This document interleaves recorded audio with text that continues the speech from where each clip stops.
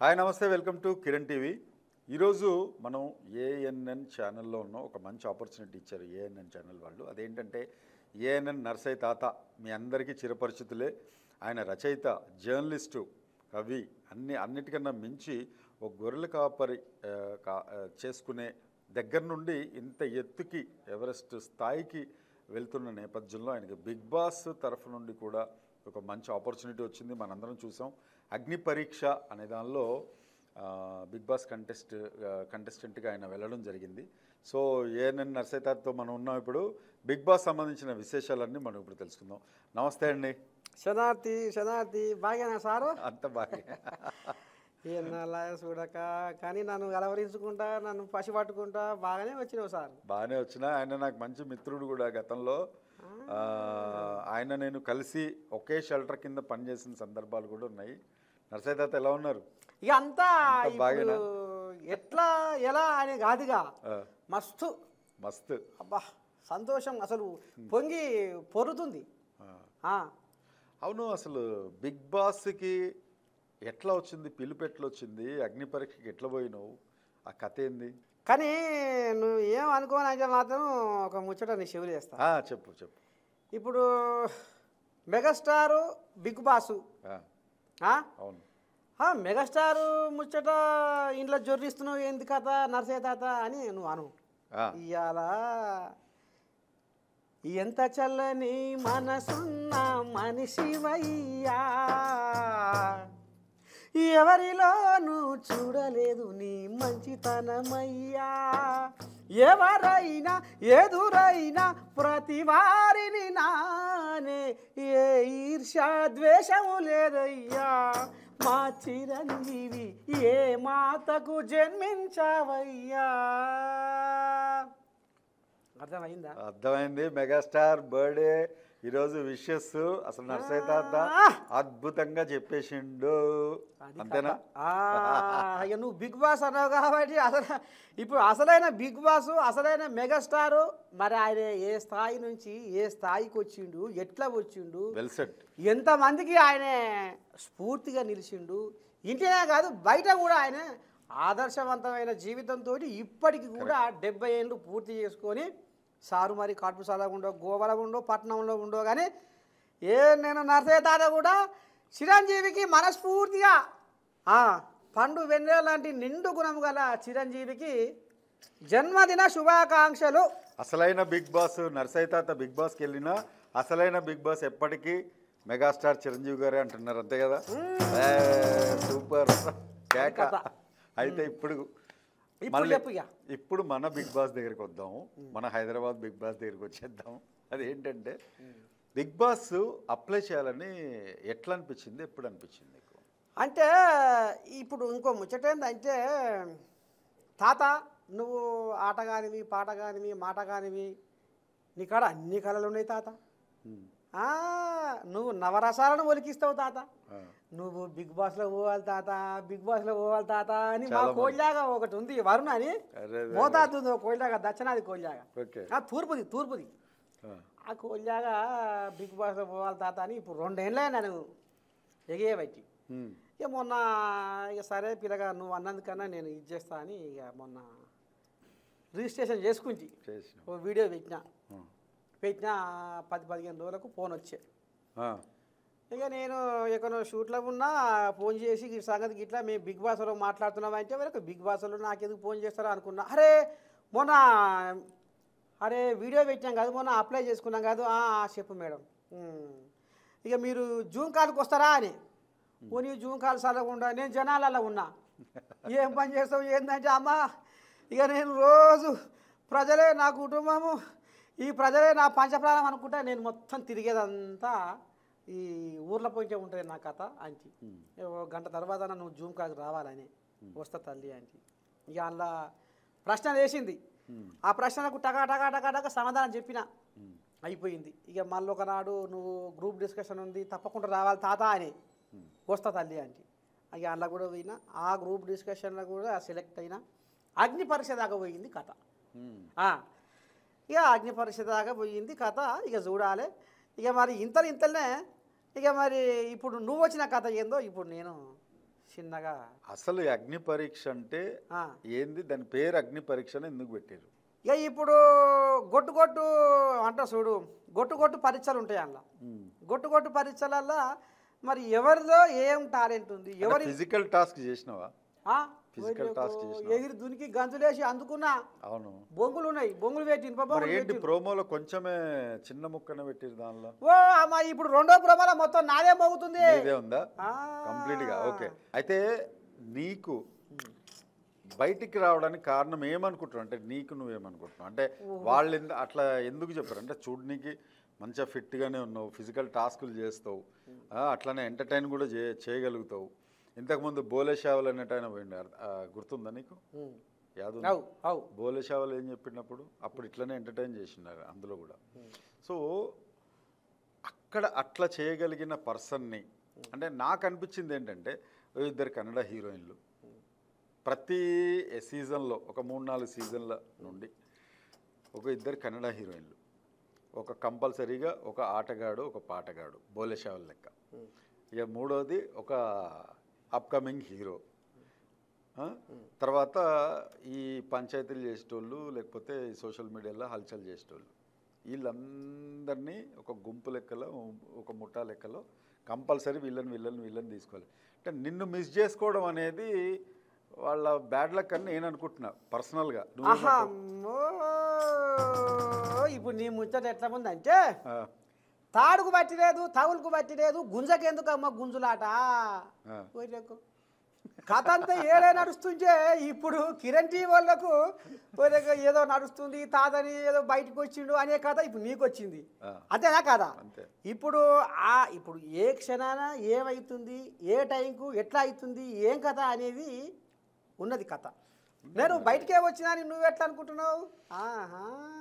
అంటే అగ్ని పరీక్షలో బయటికి రావడం అని కాదు, ప్రోమోలో ఏమిచ్చిందంటే మీరు ఫిట్గా లేరా లేకపోతే మీరు ఫిజికల్ టాస్క్లు చేయడం. బిందు మాధవి తర్వాత నవదీప్ కూడా అన్నాడా?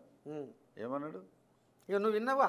విన్నా కదా అన్నాడు. కాబట్టి నువ్వేమనుకుంటున్నావు? నేనా ఏం చెప్పాను ఈ పిల్లగానికి? తాత మరి బిగ్ బాస్ అంటే ఎట్లా ఉంటుంది, ఏంది ఏం కథ, మరి ఎందుకు రావాలనుకుంటున్నావు అని అంటే ఇప్పుడు నేను అనుకుంటున్నా ముచ్చట. నేను ఇప్పుడు చెప్తున్నా. ఇప్పుడు అందులో ముందుగా కావాల్సింది జనాలను అలరించాలి, అంతేగా? అంతే. అది కూడా ఒకటి ఉన్న పాయింటేగా. ఇప్పుడు నేను ఎందుకు అలరించాలి అనేది ఇప్పుడు చూపిస్తాను. ఓ ఫేస్బుక్ మా ఫేస్బుక్ విశ్వానికే అయినావు నువ్వు పెద్ద దిక్కు, సంచార జీవిగా దేశాలు తిరిగేవు, ప్రచారకర్తగా ప్రపంచం చూపేవు, జగమంతమా జేబుల పెట్టి అరచేతిలో కలియుగం అంత కళ్ళ చూపిస్తావు ఫేస్బుక్. పక్క మించి లేసనే నీ ముఖం చూస్తారు ఫేస్బుక్.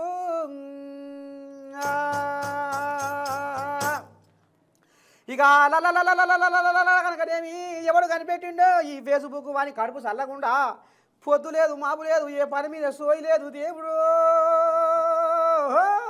నీ దండం పెడితే ఉన్నదా?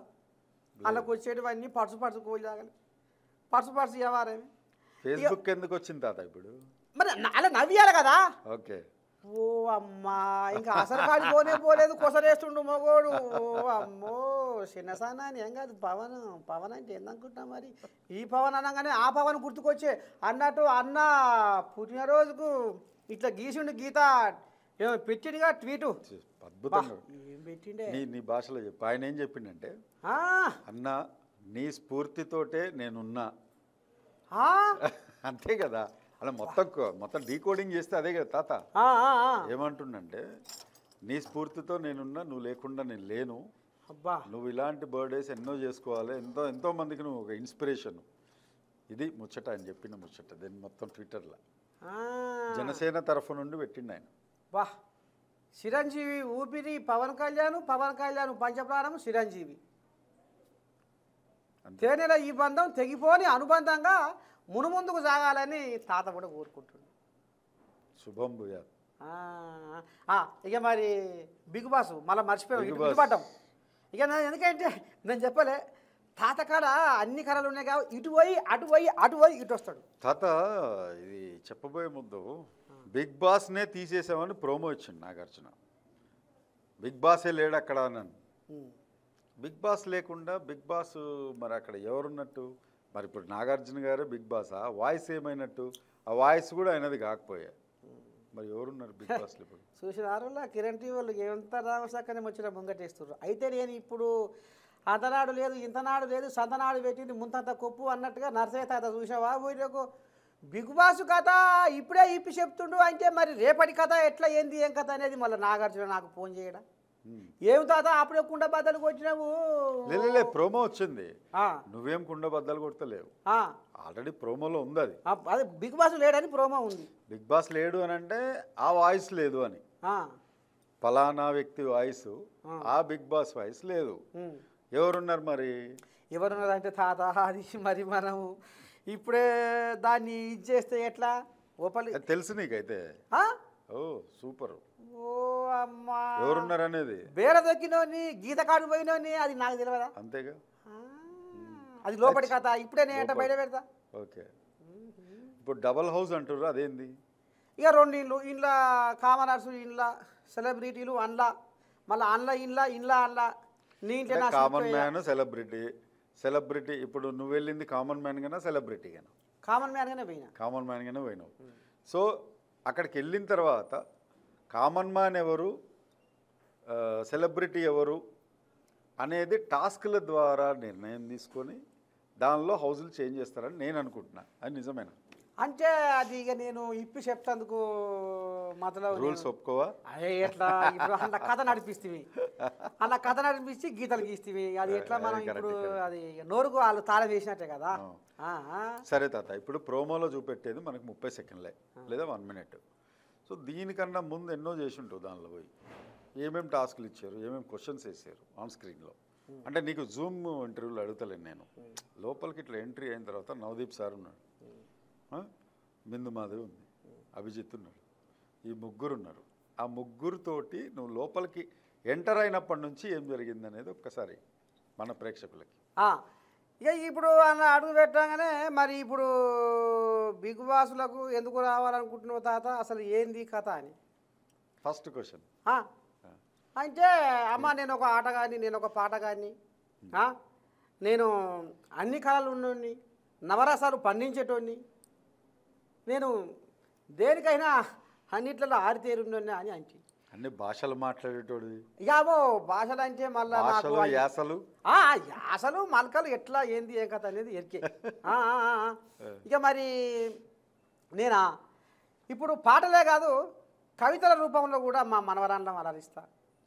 చూసే జనాలను ప్రేక్షకులను కూడా అబ్బా తాతది ఏంది మామూలుగా లేదుగా పలుకుబడి, రసరాగ రంజిత ఓ రమణీ మృదు మధుర భావ తరంగిణి రావే నా కవిత నవనీత వృద్ధిత, నీ అదరముపై చిరునవ్వును చిరికి నా కనుల వలపు కలిమిని నిలిపి నా కవిత హృదయాన ఊహల ఊర్వశివై కవన సరసుల కరువ కన్యవై కవ్వించి మురిపేము నీవే. ఆహా కవన కథానాన మధుర డోలికల మై మరిపించే శృంగార మంజీర రసలీల హేల వెన్నెల జాబిలివై వేకువ సంధ్యవై జగత్తునంత ఉషస్సు నింపే తమస్సు ననసగా రావే రసరాగ రంజిత ఓ రమణి మృదు మధుర భావ తరంగిణి.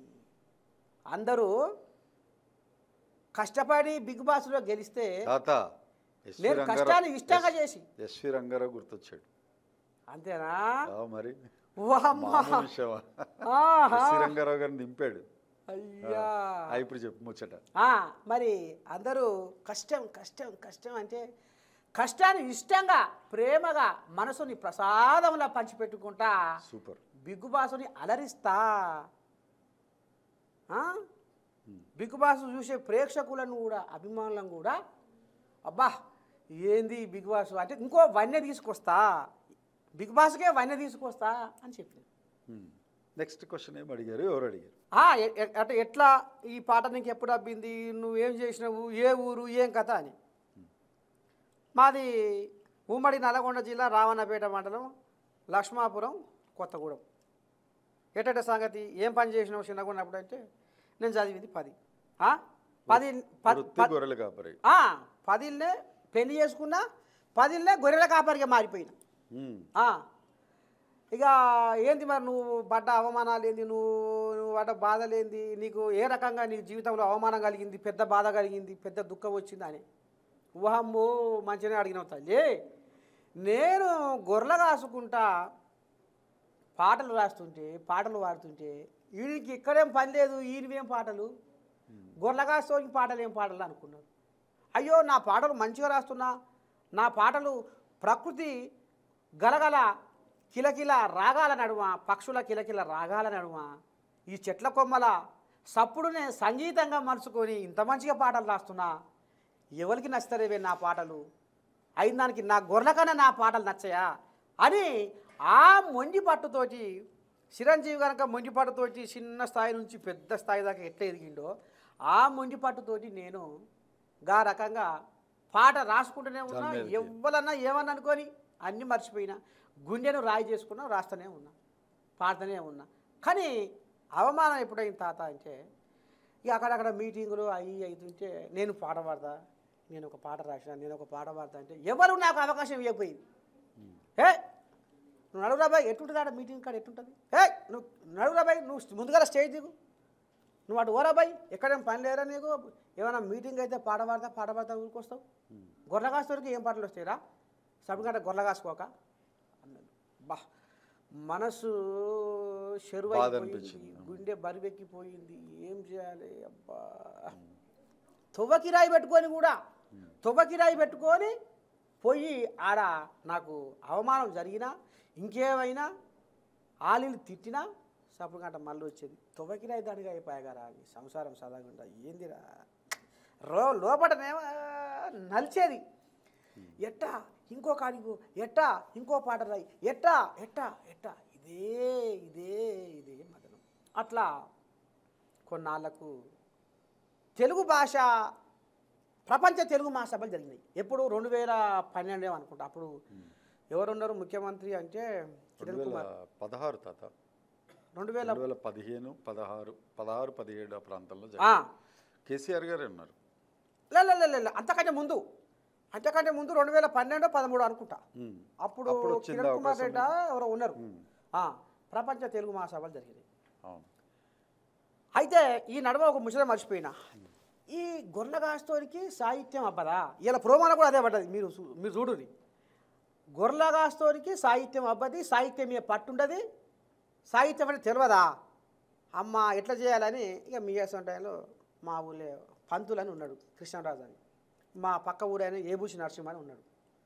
నువ్వు గ్రంథాలయంలో పుస్తకాలు తెచ్చి చదువుకో బిడ్డ, నీకు సాహిత్యం మీద పట్టు పెరుగుతుందని అమ్మ అని 100 రూపాయల మీద సభ్యత్వం తీసుకున్నా. సైకిల్ మీద ఉరికినా, అప్పుడు ఈ బండి లేకపోయి బండి మీద లేక సైకిల్ మీద ఉరికి సభ్యత్వం తీసుకున్నా. మళ్ళీ వచ్చిన గొర్రకాడు పోయి బుక్ తెచ్చుకున్నా. వారానికి ఒక బుక్ మార్చేది. సాహిత్యం మీద పట్టు సంపాదించుకొని ప్రపంచ తెలుగు మహాసభలల్లా మన తెలుగు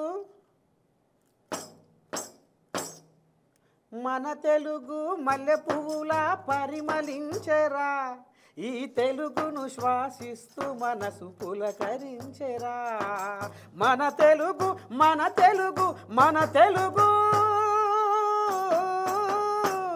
ఆ తెలుగులోనే ఉన్నది మన వెలుగు. మన తెలుగు మల్లె పువ్వులా పరిమళించెరా, ఈ తెలుగును శ్వాసిస్తూ మనసు పులకరించెరా. తెలుగు సొగసు సుకుమారం. ఎట్లా వర్ణించిన అనుకుంటున్నావు తెలుగు భాషను? తెలుగు సొగసు సుకుమారం, తెలుగు మనసు మమకారం, తెలుగు పదము నయగారం, తెలుగు ధనము మనోహరం. మన తెలుగు విరబూసిన సిరిమల్లెల తోటరా, వసంతములో తీయనైన కోయిలమ్మ పాటరా. మన తెలుగు మల్లె పువ్వులా పరిమళించెరా, ఈ తెలుగును శ్వాసిస్తూ మనసు పులకరించెరా. విన్నాం తాత ఈ పాట. అంతేనా? విన్నాం, చాలా ఫేమస్ అయింది. కానీ తాత ఒక్క ముచ్చట ఏంటంటే, పరాయి భాష కిరాయి లాంటిది, తెలుగు భాష తేనె లాంటిది, అమ్మ భాష ఉమ్మ నీరు లాంటిది, మాతృభాష మంచు కొండ లాంటిది. మన తెలుగు మాటల మూట విప్పితే తీయదనమురా, ఆ తెలుగు భాష గొప్పతనము తెలుసుకోరా. సువిశాల జలధార తెలుగు మాటరా, సుగుణాల పంచదార తెలుగు పాటరా, బా మధుర మకరందమిచ్చే తెలుగు తోటరా, మన కడుగులు నేర్పినదే ఈ తెలుగు బాటరా. మన తెలుగు విరజిమ్మే కాంతి రేఖరా, ప్రపంచంలో వెలుగుతున్న శశిరేఖరా. అమ్మ ప్రేమ లాంటి కమ్మనైనది తెలుగు భాషరా, పుడమిలోన పుట్టి పీల్చే శ్వాస తెలుగు భాషరా. పుష్పమల్లే పరిమళించును తెలుగు రాగము, పాడుతుంటే మరి పరవశించును తెలుగు గానము. ఇంగ్లీషు చదివి తెలుగు మరచిపోగురా, తెలుగు తల్లి కీర్తి జగతికి చాటి చెప్పరా, చాటి చెప్పరా మాట. ఇప్పుడు ఇంగ్లీషు చదివి తెలుగు మరచిపోకురా, తెలుగు తల్లి కీర్తి జగతికి చాటి చెప్పురా. ఇళ్ళ తాత ఒక ముచ్చట, ఆచార్య ఏనుగోపి మీకు ఎరికేనా? ఒకసారి మా ఊరు పక్కన ఒలిగొండకు వచ్చిండు ఆయన. ఒక పుస్తకావిష్కరణకు వచ్చిండు, రెబ్బ మల్లికార్జున వాళ్ళ పిల్లగాడు. అయితే ఆయన వచ్చినప్పుడు ఈ పాట వాడినా, అప్పుడు కవులు రచయితలు పిలిపించారు పుస్తకావిష్కరణ పోతారుగా, నేను కూడా పోయినా. ఆచార్య ఏనుగోపి అన్నాడు, బా నీ కవిత్వంలో నీ తెలుగు భాషలో డాక్టర్ సి నారాయణ రెడ్డి కనపడుతున్నాడు. అమ్మా ఎక్కలేని ఆనందం వచ్చింది. ఇక వాయ్ ఆ తెలుగు భాష పాట ప్రపంచ తెలుగు మహాసభలల్లా ఊళ్ళో పెట్టిర్రు, బల్లె మా ఊరు బల్లె పెట్టిర్రు. ఆడవాడిన సార్లు మెచ్చుకున్నారు, మండలంలో వాడినా జిల్లాలో వాడినా ఓరి అమ్మ బ్రహ్మాండం అన్నారు. ఇవన్నీ చెప్పారు మీరు బిగ్ బాస్ షోలో చెప్పారు. చెప్పినా చెప్తే ఏమన్నారు, రెస్పాన్స్ ఏంటి? ఓ అమ్మ దండం పెట్టిర్రు, జడ్జిలు దండం పెట్టిర్రు. అమ్మ ఏం పాడుతున్నావు తాత అన్నారు. ఇప్పుడు మరి ప్రోమోలో ఆల్మోస్ట్ ఇక మీరు దానికి సెట్ గారు ఫిట్ గారు అన్నట్లుగా అట్లెందుకు కట్ చేసిరు అంటున్నా ప్రోమో. అది అసలు రహస్యము, అసలు కథ ఇంకా ఏరే ఉంటుంది. ఇప్పుడు ఇప్పుడు అంతా ఇప్పి ఎట్లా చెప్తా నేను. ఇప్పుడు వాళ్ళు నాకు నువ్వు బిగ్ బాస్ హౌస్లో తట్టుకుంటావో తట్టుకోలేవు ప్రోమోలో ఇచ్చిన విషయం అదే అదే బిందుమాల కూడా అదే. నువ్వు కూడా మొత్తం ఇట్లా దండాలు కూడా తీసినట్టున్నావు మొత్తం. టాస్కులు ఉంటాయి తాత, గేమ్లు ఉంటాయి అంటే పోయి ఆజ్ఞ ఎగిరి అందుకున్నా, దునికినా, ఉయ్యాలు ఊగినా. మరి నాకు జొన్న కటక తిన్న బలమే, రాగి సంకటి ఇప్పటికీ అదే తింటా. మా పర్యం ఒకనాడే బువ్వ, తెల్ల బువ్వ, పొద్దుగాల రాగి జావా, పొదుగుగా జొన్నలు వచ్చాయి. ఇట్లా అంటే ఈ రకంగా నా కష్టాలు నా బాధలు ఇట్లా చెప్పుకున్న పాట గురించి. ఎంత టైం ఉన్నారు, ఎంత టైం ఇచ్చారు మీకు? నాకు అందులో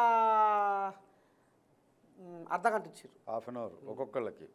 అంటే ఒక్కొక్కరికి కానీ అట్లా చెప్పలేము. సరే వాళ్ళు ఎవరైనా సరే సింగిల్గా వస్తారు లోపలికి, అంతే సింగిల్గా పోతారు. ఇక వాళ్ళ గురించి చెప్పుకోవాలి, నీలో ఏముంది, నీలో ఏముందని మేము తీసుకోవాలి, ఏంది ఏం కథ ఇట్లా. ఇంట్లో ఇంకో ముచ్చట ఏంటంటే తాత మరి అసలు ఏంది పాటకున్న ఇదేంది అంటే ఒక నర్సయ్య తాత అనేటోడు ఒక పాటగాడు మాత్రమే అనేది కూడా వాళ్ళు మాట్లాడారు వాళ్ళు. ఇప్పుడు ఇంకో ముచ్చట మర్చిపోయి, నువ్వు జర్నలిస్ట్ అని తెలియదు, నువ్వు జర్నలిస్టు కూడా అని తెలియదు వాళ్ళకి తెలియదు. ఓకే, ఇంకోటి వాళ్ళకి తెలియని ముచ్చట ఏంటంటే తెలంగాణ భాష మీద, తెలంగాణ యాస మీద, తెలంగాణ మాండలికం మీద కూడా వాళ్ళకు పట్టు ఉన్నదో లేదో అని నాకు అనిపించింది. అవును, మన తెలంగాణలోనే నీకు దక్షిణ తెలంగాణ యాస ఒకలాగా ఉంటుంది, ఉత్తర తెలంగాణది ఒకలాగా ఉంటుంది, నల్గొండ డీప్లో ఒకటి ఉంటుంది, ఆదిలాబాద్ సైడ్ ఒకలాగా ఉంటుంది, మళ్ళీ ఇటు ఖమ్మం సైడ్ ఒకలాగా ఉంటుంది, వరంగల్ భాష ఇంకొకలాగా ఉంటుంది. ఇందులోనే ఇన్ని రకాల యాసలు, ప్రాసలు, గోసలు. ఎట్లనైనా తెలంగాణలో ఈ తెలంగాణ భాష యాస అన్నదమ్ముల లెక్క కలిసిమెలిసి ఉంటుంది, అన్నదమ్ముల బంధం లెక్క ఉంటుంది. అవును, ఇప్పుడు ఆంధ్ర ఏపీ తెలుగు, తెలంగాణ తెలుగు అది కొంచెం వేరియేషన్ ఉంటుంది, కొద్దిగా అటు ఇటు తేడా ఉంటుంది. అవును, ఉంటుందా ఉండదా? ఉంటుంది. మరి ఇప్పుడు వీళ్ళు తెలంగాణ వాళ్ళ ఏపీ వాళ్ళ జడ్జిల్లో అట్లా చెప్పలేము తాత, ఎందుకంటే నీకు నవదీప్ ఆయన తెలంగాణలోనే ఉన్నాడు ఫస్ట్ నుండి, బిందు మహాదేవి ఆమె ఆంధ్ర, అభిజిత్ అనేట ఆయన అసలు తెలుగులో తెలంగాణ కాదు ఆంధ్ర కాదు అనుకుంటా, నాకు తెలిసి ఆయన వేరే స్టేట్ ఆయన, అంటే వాళ్ళ పూర్వీకులు వేరే స్టేట్ అనుకుంటున్నా నేనైతే. అభిజిత్ ఎక్కడ అనేది అంత క్లారిటీగా తెలియదు. నా భాష లేలే ఆయన తెలంగాణనే, కాల్డ్ టు బి తెలంగాణ అంతే. ఇక అభిజిత్ అయితే ఆయన భాష కూడా అట్లానే ఉంటుంది. కానీ ఇప్పుడు నువ్వు ఒక మాట అంటున్నావు, ఏమంటున్నావు అంటే తాత మరి నిన్ను అలా గిట్లానే గిట్లానే అని నువ్వు అంటున్నావు. కానీ అసలైన ముచ్చటేందో ఇప్పుడు చెప్పవలసి వస్తుంది. చెప్పాలా? నర్సయ్య తాత పాటలో జీవం ఉంటుంది, నర్సయ్య తాత పాటలో ఒక శక్తి ఉంటుంది. నువ్వు అడగవచ్చు ఏంది నీ పాటలో, అంటే ఏముంది నీ పాటలో, ఆ జీవం ఏముంది, ఆ శక్తి ఏముంది అని నువ్వు అనొచ్చు. అడుగుతావా? అడగవా? అడగను, కానీ నువ్వు చెప్పాలా, ఎందుకంటే నాకు తెలుసు నువ్వేందనేది. నాకు ఇప్పుడు కాదు కదా, ఎప్పటి నుంచో తెలుసు నాకు. ప్రేక్షకులకు చెప్పాలి నువ్వు అది. అది అయితే ఒక రైతు పాట ఇప్పటికి అది యూట్యూబ్లో ఉంది. రైతు పాట ఒక్క లైను, ఒకప్పుడు ఒక గుమ్మి రామరెడ్డి అనే కెడాయి తెలంగాణ చైర్మన్, ఆయన ఏం చేసిండంటే నువ్వు ఇన్ని పాటలు రాస్తున్నావు, ఒక రైతు పాట రాయి, దాని ఖర్చు నేను పెట్టుకుంటా. ఓకే. ఈ పాట ఒక్క రైతుని బతికించిన, ఒక్క ధైర్యకు మనోధైర్యాన్ని కల్పించిన.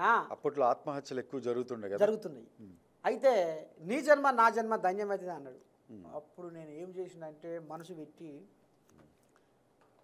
సుక్క సుక్క చెమట రాల్చి పుడమి తల్లి ఎదను చీల్చి ధరణికి శ్రీమంతం చేసి మా కలియంతం చేసి తీరొక్క పంట తీసి లోకము కడుపు నింపి కష్టాన్ని నమ్ముకొని కాలమెల్ల దీసె నీకు బగబగ మండే సూర్యుడు నీకు చేతులెత్తిండు, మిలమిల మెరిసే చంద్రుడు నీకు తల వంచిండు. తెలుసుకో రైతన్న నీ గొప్పతనము రన్నా, సమాజానికి దిక్కు నువ్వు సత్తవెందుకన్నా.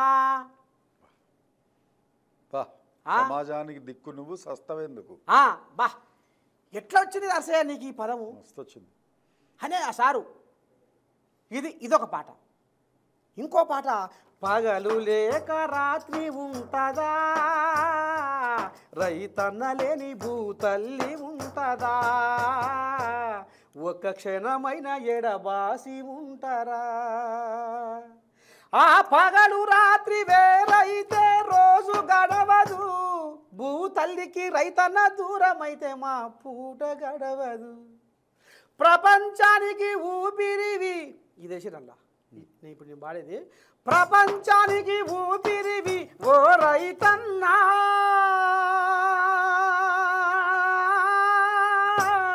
ఆ ఊపిరే ఆగిపోతే మా బతుకెట్లన్నా, సృష్టికి మెతుకెట్లన్నా. ఇది 9 నిమిషాల పాట. అయితే బతుకెట్లా మెతుకెట్లా ఇంట్లో ఒక్క లైను ఆయనని ప్రాణాన్ని పోగొట్టకుండా చేసింది. ఒక్కరోజే నువ్వు చచ్చి మము రోజు చంపబోకన్నా. మీనింగ్ఫుల్. నీ వార్త విన్న ఈ వన్యప్రాణులు మేధకు భాష రైతన్న, నువ్వు లేవని ఈ ప్రకృతి ఆకృతి మార్చింది రైతన్న.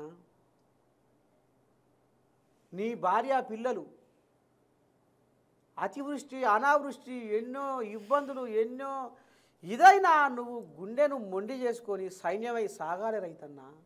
ఒక్కరోజే నువ్వు చచ్చి రోజు మమ్ము రోజు చంపబోకన్నా. బా కట్టిపడేసింది. Hook point. కథం ఆత్మహత్య చేసుకుంటాడు ఎమ్మడ వెనక మళ్ళీ నేను బతికి సాధిస్తా అని బస్సు దిగి వచ్చి ఎవరు ఫోన్ చేశా నాకు, ఎవరు, నేను పలానా మాది గుంటూరు జిల్లా వేమూరు మండలం చెంచయ్య నా పేరు, నీ యూట్యూబ్లో నీ రైతు పాట విన్నా, నువ్వేనా నర్సయ్య? నేనే. ఇలా ఫోన్ నెంబర్ ఉంది, నీ గొర్రెల ఫోటోలు, నీ ఇల్లు ఫోటోలు, నీ బాయి ఫోటోలు, నీ శల్క ఫోటోలు ఇలా ఉన్నాయి, ఇలా కింద నెంబర్ ఉంది, నీ పేరు ఉంది, నువ్వేనా? నేనే. గొర్రెల కాపరి నరసింహని ఉంటుందంట. ఇక నాకు నువ్వు ఏమని అనుకో సారు, అమ్మ ఇదే ప్రోమోలో ఇచ్చారు. ఇప్పుడు ఇదే ఉంది ఇప్పుడు ప్రోమోలో. ప్రోమోలో ఉన్నది. అంటే గొర్రెస్తోనికి ఏం సాహిత్యం అబ్బుతుంది అనే మాట అందులో ప్రోమోలు ఇచ్చిర్రు. ప్రపంచానికి ఊపిరివి ఓ రైతన్న అనేది ప్రోమోలు ఇచ్చారు. అంతే, సాన్షేపే ఇచ్చారు. కడుపు సలగకుండా స్టార్ మా వాళ్ళు సాన్షేపే ఇచ్చారు. ఎక్సలెంట్. అయితే ప్రాణం బతికింది. అప్పుడు ఆ సార్ కూడా ఫోన్ చేసిన, సార్ ఫలానాడు మీరు అన్న మాట నిజమైంది, అమ్మ నేను నమ్మలేకపోతున్నా, పాటలో ఇంత శక్తి ఉన్నదా, ప్రాణాన్ని కాపాడగలిగే ఇంత మహిమ ఉందా అంటే అట్లనా రమ్మన్ బాయ్ వచ్చే మా ఇంటికి వచ్చిండు, మా భార్యతో ఫోటో దిగిండు, మేము మా భార్య నేను ఇద్దరం కలిసి సన్మానం చేసినాం. ఆడిపోతివి గచ్చిబౌలి, ఆయన గచ్చిబౌలి ఆఫీసు, ఆడిపోతివి ఆడ కూడా సన్మానం చేసినాము ఆయన చెప్పుకుండు. ఆయన ఏం చెప్పుకుండు అంటే ఇప్పుడు నేను చెప్పుడు కాదు, మీకు వీడియో పంపిస్తాను ఇప్పుడు, ఆ వీడియో దీని కింద పెట్టు తప్పకుండా. నర్సయ్య పాట వల్ల నేను బతికినా అని వచ్చి మళ్ళీ ఏదో రూమ్లో బంధించి కాదు, ఓ 10 మంది సమక్షంలో. బా ఎంత సంతోషంగా కావాలి సార్, ఈ జన్మకి ఇది చాలదా, చాలదా ఈ జన్మకు, ఎల్లకాలం భూమి మీద బతికొచ్చినావా. బా నర్సయ్య తాత చెదిరిన మేఘమే మనిషి జీవితం, చేసిన త్యాగమే ఇలలో శాశ్వతం. అప్పుడు అనిపించింది నా పానానికి, నా అంతరాత్మ చెప్పింది, నువ్వు ఒక మంచి పని చేసినావు, నువ్వు ఒక నిండు ప్రాణాన్ని బతికించి. బాగా చెప్పారు నర్సయ్య తాత. ఎందుకంటే మీరు బిగ్ బాస్లోకి వెళ్ళడం కాదు ఇంపార్టెంట్, బిగ్ బాస్లోకి వెళ్ళినా వెళ్ళకపోయినా బయట జనాల్ని ఇంతమందిని నువ్వు నీ పాటతో రంజింపజేసావు, ఒకళ్ళిద్దరి బతుకుల్ని బాగు చేసావు, ఒకళ్ళిద్దరు ప్రాణాలు కాపాడావు అంటే అదే పెద్ద విషయం. అదే బిగ్ బాస్లో ఏదైతే నీకు కిరీటం పెడతారో లేదా నువ్వు బిగ్ బాస్ రేపు పొద్దున విన్ అయితే నీకు ఎంత రెమ్యునరేషన్ ఇస్తారో దానికన్నా ఎక్కువ ఆత్మతృప్తి నీకు ఈ పాట మీద ఉందని నిజంగా నీ ఫ్రెండ్గా, నీకు ఒక నీతో పనిచేసిన వ్యక్తిగా, సాటి జర్నలిస్ట్గా, అలాగే ఇలాగే ముందుకు సాగాలి నువ్వు. బిగ్ బాస్ ఉన్నా లేకపోయినా ఇదే ఇన్స్పిరేషన్ మిగతా వాళ్ళు అందించాలని నిజంగా మనస్ఫూర్తిగా కోరుకుంటున్నా. మీ ఫైనల్ మెసేజ్ ఏదైనా ఉంటే మా కిరణ్ టీవీకి చెప్పు. అయితే నేను జానపద గేయాలు కూడా బాగా పాడతాను. అయితే నవరసాలను ఒలికిస్తా, ఏడిపిస్తా, నవ్విపిస్తా, అవును అన్ని రకాలుగా చేస్తా. అయితే అంటే నర్సయ్య తాత అనేటోడు ఒక పాటగాడు మాత్రమే కాదు, అన్నీ చేయగలుగుతాడు. అన్నీ చేస్తూ పాటతోటి ఈ సమాజానికి ఒక సందేశం ఇస్తాడు. అందుకనే తాత నువ్వు ఏఎన్ఎన్లో ఇంత పాపులర్ అయినావు, జనాలకి ఇంత దగ్గర అయినావు. అవు కదా. ఇక మరి నర్సయ్య తాత అంటే ఎమోషనలేనా, నర్సయ్య తాత సామాజిక పాటలే పాడతాడా అంటే కొంచెం పాటలు కూడా పాడతాడు నర్సయ్య తాత. బ్రహ్మ ఈ బొమ్మ నెక్క చెక్కెరు, నా సామి రంగవల్లు తిమ్మిరెక్కెరు, దీని ఒంపు సొంపు చూసి తట్టుకోనురు, దీని కట్టుబట్టు కథ నాకుందిరో. జాగ్రత్త, సినిమా వాళ్ళు తీసుకోగల. ఏపుకొచ్చి కన్న పిల్ల ఊపుతుందిరో, సూదిలాంటి చూపుతోటి సంపుతుందిరో, పిడికడంతా నడుము చూడు ఊగుతుందిరో, గుండెలోన కోరికేమో రేగుతుందిరో, జిలేబీ లాంటి బలగులాబి గుమ్మరో, రోజంతా చూసిన మోజుదిరదురో. బ్రహ్మ ఈ బొమ్మనెట్ల చెక్కెరు, నా స్వామి రంగవల్లు తిమ్మి తెచ్చెరు, దీని ఒంపు సొంపు చూసి తట్టుకోనురో, దీని కట్టుబట్టుగా నాకుందిరో. మనకి తాతకి ఎవరో గట్టిగా ఏదో అమ్మాయి గట్టి హుక్ చేసింది, నేను తాత మనసు దోచింది. ఇగో గాలి సినుకలకు గుడిసె గుడుస్తుందనే పాట ఎట్లా పుట్టిందంటే, ఇది మా ఇంటికాడ గొర్రె కొట్టం గుడుస్తుంది, మా అయ్య పట్టు పట్టిండు, ఇక కమ్మలు కొయ్యాలి అది అప్పుడు కమ్మలు కోసేది. ఇప్పుడు ఆ కమ్మలు కూడా లేకుంటే, తాళ్ళు కూడా లేకుంటేనే కానీ ఇప్పుడు, అప్పుడు కమ్మలు కోసి కప్పాలి. తత్కాల మనం ఏం చేస్తారు, తాత్కాలికంగా ఈ ఏట్లే మూసి నది చెరువు కట్టల కాడ ఈ తుంగ ఉంటుంది, ఈ తుంగ కోసి జర్ర ఎండబెట్టి కప్తారు, అప్పుడు కూలీలో మిలవాలి.